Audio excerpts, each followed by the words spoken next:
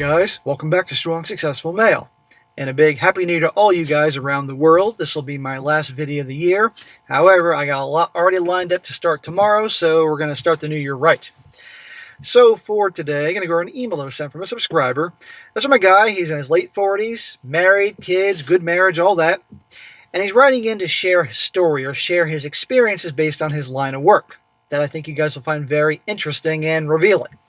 You see, this guy and his wife run a business that, for lack of a better term, that is court-appointed offenders, if you will, have to follow for like a year or so to get back on track.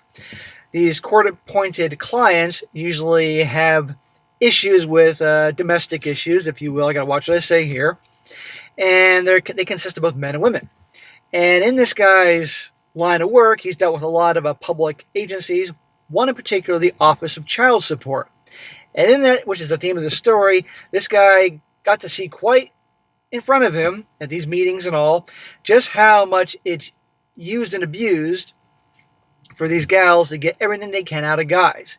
And he finds out some interesting statistics that, by and large, 30% or more of those seeking child support are from guys that aren't even the fathers. In other words, lots of baby trapping going on out there. And I thought it'd be a good one to go over here, an unfortunate one, but a revealing one, just to remind you guys how you got to be so careful. So careful who you let yourself get involved with. So careful who you hook up with. Don't put the D in crazy, that type of thing. You got to do your homework. You got to do some screening.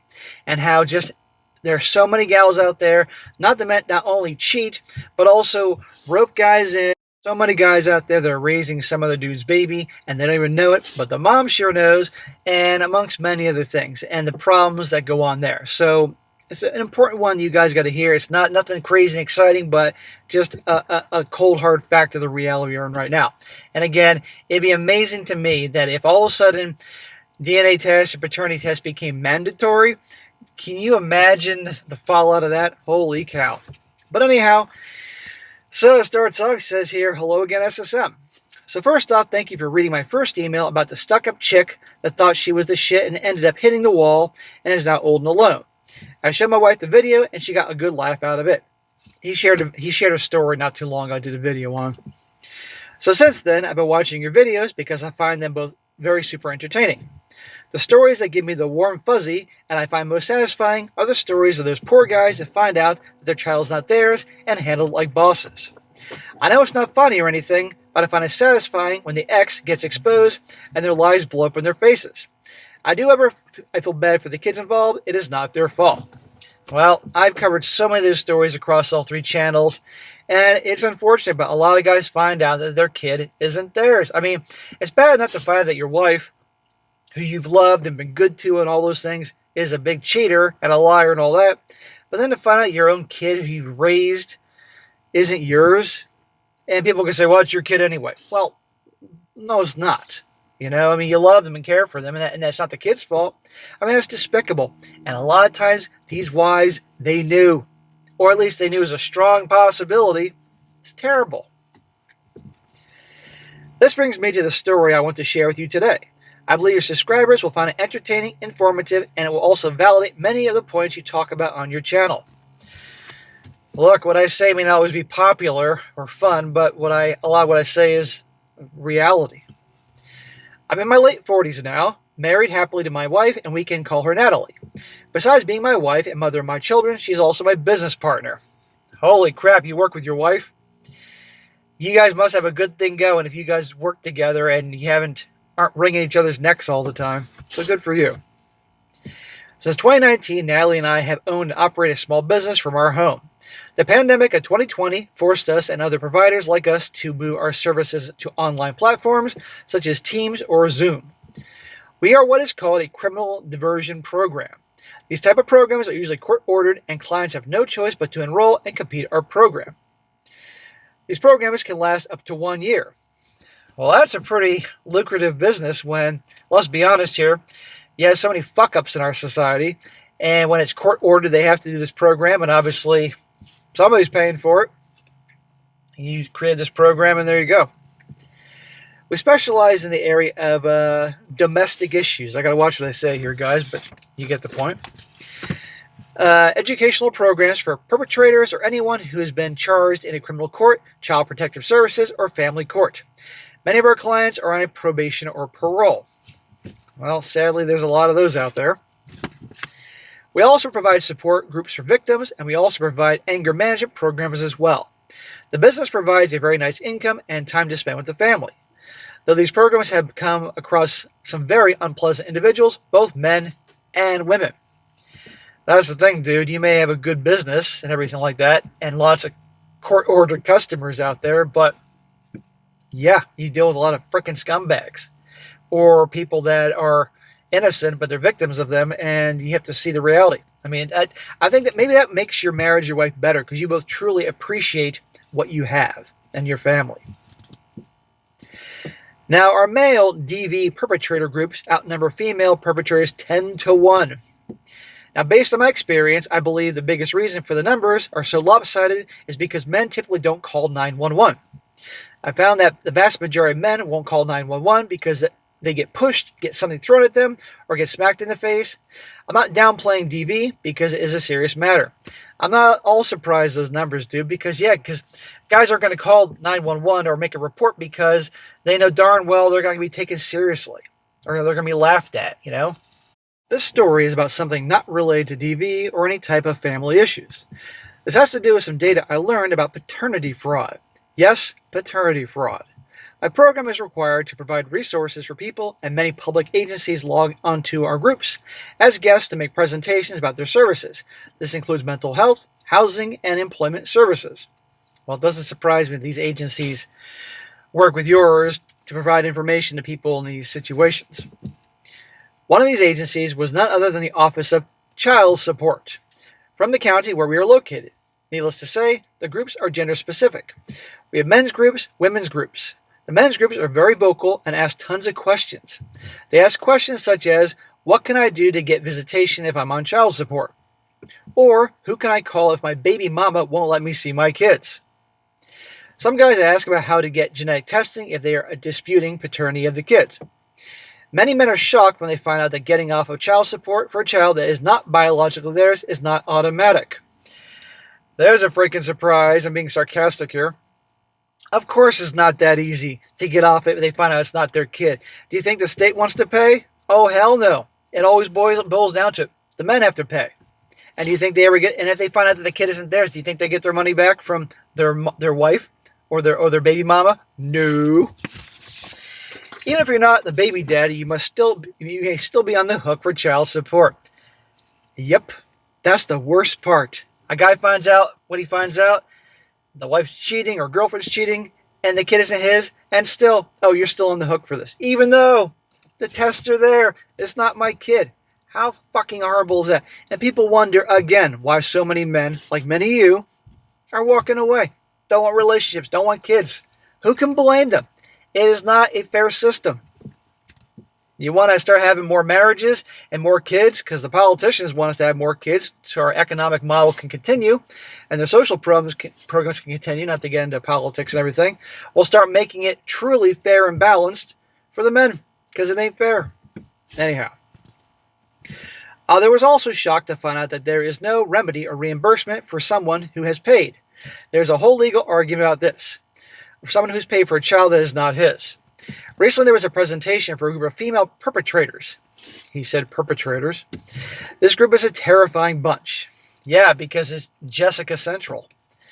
One of the women in the group feels that she should not have gone to prison because even though she shot at her boyfriend, she claims she didn't hit him, so she shouldn't have gone to prison. I'm not all surprised. Bang, bang. Well, I didn't hit him, so I shouldn't be arrested. No. You just are a terrible shot. It's like Pulp Fiction when Vincent Vega and Jules, I think that was their names, in the beginning of the movie, or was it at the end of the movie? I can't remember when it was. And that guy shot at them and they all stood there and looking. You know what I'm talking about?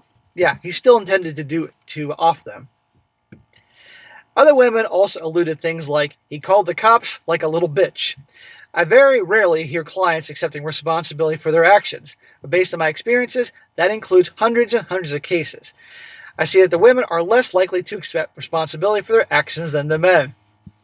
Well, number one, I'm not at all surprised he said that by and large, nobody is accountable for their actions, but the ones that are usually are the men as opposed to the women. No kidding. I mean, it's ridiculous. How hard is it to admit that you're in the wrong? But any of you guys out there ever had a disagreement with your girlfriend or fiance or wife? I've been there. I've had disagreements in relationships. And just the amount of bullshit and twisting things around makes your head hurt. You all know what I'm talking about here. They don't want to admit they fucked up. Any newsflash for my 4%ers out there, women out there, you ever feel inclined to pull this shit and you know you're in the wrong? Just admit that you're wrong, that you messed up. Apologize. Your guy, you will score so many points with your guy for doing that. But the only thing that can score more points with a guy for him than that is just randomly making him a fucking sandwich. He'll remember that day, let me tell you, but also admitting when you're wrong. Because us guys will admit when we're wrong. The men will often at least say things like, I got mad and snapped, or I know I effed up and learned my lesson. Women usually talk about how terrible their boyfriends or husbands were, and he made me do it. It wasn't my fault, she'd say. Of course. Well, when the child support presenter did her presentation for a women's group the week before Christmas, this is what I found out. So I let everyone into the meeting. I took roll and introduced the community outreach worker from the child support office. The presenter did her thing where she provided links and a PowerPoint step-by-step breakdown on how to open a case on their baby daddies or presumed baby daddy for child support. Oh my God, I'm picturing this whole thing, a PowerPoint presentation of how you can screw over the guy. This group consisted of 11 women ranging in ages from early 20s to late 40s. During the presentation, one woman asked, what if I don't consent to my baby getting DNA tested? Gee, I wonder why. Another woman said something like that left me speechless. She said, why are men so petty about DNA? In my head, I was like, God, protect my son from women like this. Now I take my job very seriously. I've had many clients go to jail based on the reports and termination letters Natalie had submitted to courts when clients get kicked out. I've kicked out many clients over the years. I'm not picking on the women at all. Okay, so it goes both ways. You have scumbag clients, but still. And notice he said something about his son here. This is a father. Maybe this is why his wife likes my videos. Because she's seen through her line of work the awful that is out there. And I point these things out. This is why young guys need this type of stuff to be prepared, to be safe. However, from my experience, I can tell you that there is no support for men out here. If you're a woman in a bad place for whatever reason and you're struggling to keep a roof over your head or food in your stomach, you can very easily find help. Shelters, support groups, and other resources are plentiful, and you can quickly find help. Now, if you're a man in a bad place and find yourself in a place where you need help, then you're basically on your own. Exactly. What a steaming pile of crap. And I thought during the time of equality and female empowerment, why do they need all those resources? Or at least, why can't guys in equality have access to resources to help as well? Because at the end of the day, they figure you're the man, you figured out, you got to pay.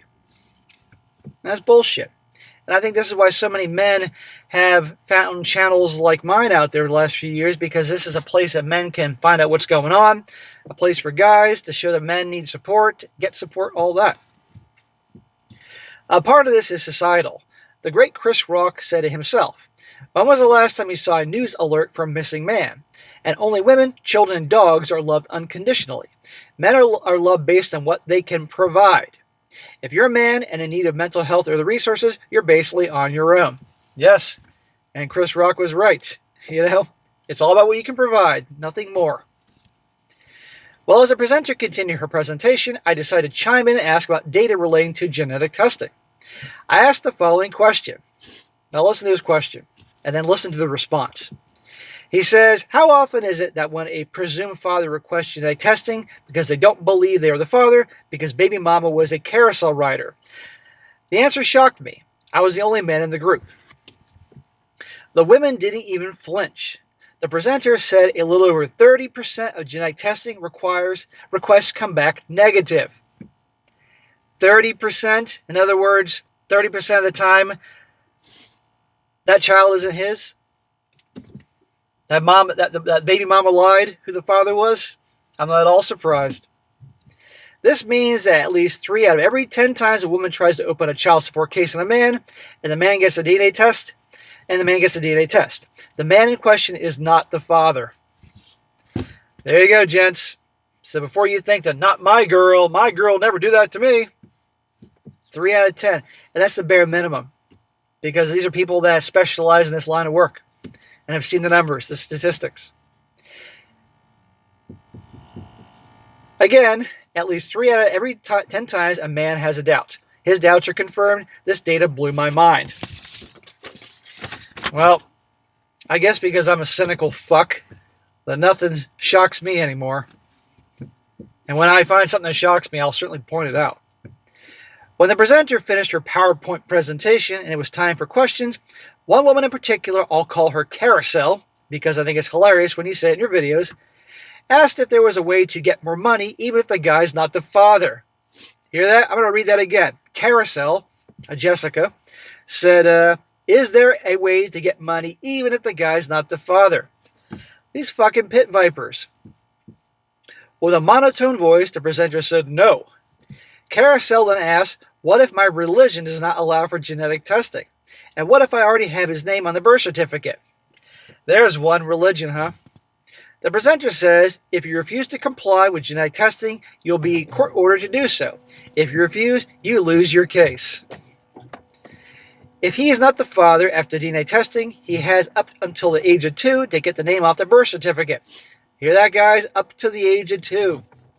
So, after 2 years old, you're probably fucked. Which probably in that time period, raising a child that young, a baby and everything, is pretty time consuming. A lot of guys probably don't get to that point. Wifey and girlfriend can hide things up until 2 years old. Carousel was looking for an angle here. Her final question told me all I needed to know. She says, how many guys can I ask to get tested? How many guys?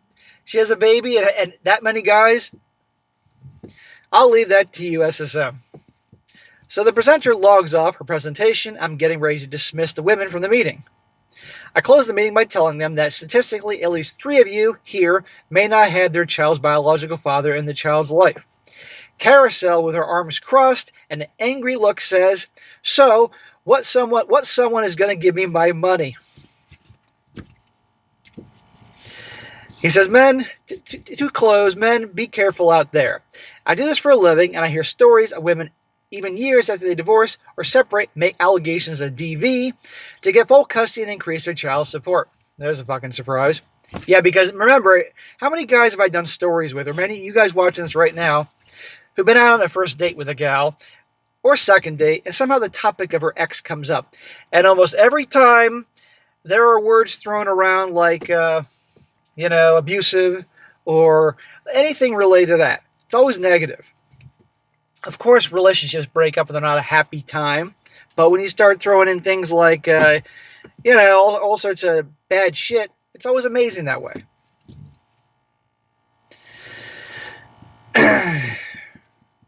The higher the percentage of custody, usually the higher the child support. No police report, no evidence, no witnesses, just tears of some sort. That gets you what you want sometimes. Female privilege is real. There you go, guys. That is it. The final video 2024. So, gentlemen, be careful. All you young guys out there, be careful. The older guys know, most of us know. Be very selective of who you get involved with. Be very selective in your screening process. Properly vet the girl. Don't rush into relationships. And for God's sakes, because it's New Year's Eve and there's a lot of fucking going on around this time of year, be careful you don't put your D in crazy. And even if they seem normal, still be careful. I can't stress that enough. And if you're a guy that has rotations, you're into the hookup scene, because some of you guys are, I guarantee it. Do not buy she's on the pill. Always provide your protection. Always wear protection. Always dispose your protection. There are gals out there that want to get pregnant so they can then, because their friends are doing it, and they want to have a kid. I had a girlfriend back in the day. Her sister was divorced, but the clock was ticking. She wanted to have a baby because all her friends were having babies, and she was getting close to 30. So what she did is she waited for that perfect window during the month and went out one weekend and hooked up with multiple dudes from different clubs and bars. And surprise, she got pregnant. Yeah, that when they want to because she wanted a baby. And you can probably figure what happened to that guy who had no idea. And by the way, that guy found out years later and was married. Yes, I remember this story well from an ex-girlfriend of mine. So that type of stuff happens. Be careful who you get involved with. And if there's any question about things, get the paternity test. Do what you got to do. You're not going to be paying for some kid that isn't yours for 18 motherfucking years. That's a long time because the state doesn't want to pay. They don't care about you. And good men don't deserve this to happen to them. And of course, regardless, you have to keep your eyes open and be prepared. Pay attention because he said the numbers there, 3 in 10. It's probably higher. And I mean, again, like I said at the beginning of the video, I can only imagine the numbers out there. What would happen to fall out if all of a sudden it was required, these tests were done? Can you imagine that? Holy crap. It'd be pure panic. Anyhow, guys, I thought it'd be a good one to end the year. All right, guys, that's it for today. Be sure to comment down below. Let me know what you think about this. And guys, you got a good story to share with me. Be sure to email me, strongsuccessfulmail@gmail.com. And whether it's a personal story, a question, a good news article, whatever you got, send it my way. If I can use it, I can definitely use it. And be sure to like the video, share it with your friends, and subscribe. I'll catch you next time.